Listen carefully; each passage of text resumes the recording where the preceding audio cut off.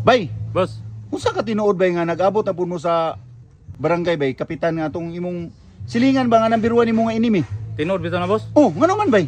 Okay? Saon po niya akong silingan boss nga gatanom og mangga boss. Oh, Mo ni ang koral. oh, Daw bigay pagtubo sa iyang mangga boss. oh. Mo man ay porma. Ina nga posisyon. Mo na posisyon. Oh, kaya. Punuan ra.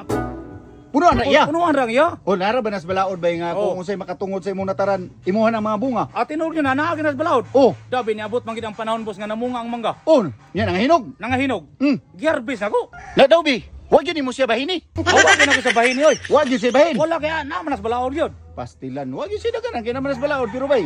Para walay samok, ipaputol na lang iya mangga. Wa po siya nagplano nga ipaputol iya mangga.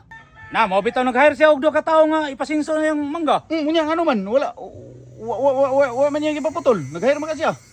Wala siya mo, wala maday na putol bosoy. Kaya ano malagi. Giingnan man na sa akong asawa nga sulay nyo putol, iba barangon ta mo. Baniog na bayan ang asawa sa among lugar nga mamamarang. Mo ba? Oh, Kaya wag yun nila naputol. wala kay na maputol. La daw bi. Unsa man day gibuhat ninyo? Daw bay karon kay gipatawag na pukos barangay. Naguba, nabalik na bumug barangay. Balik mi barangay. Hmm. Dito pinirmahay na lang gid mi boss. Oh, unsa may inyong gipirmahan dito, kasunduan ninyo?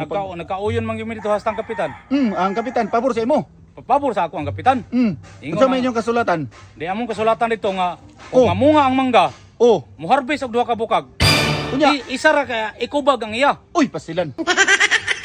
Pati luya sa giya. Looy kayo oy.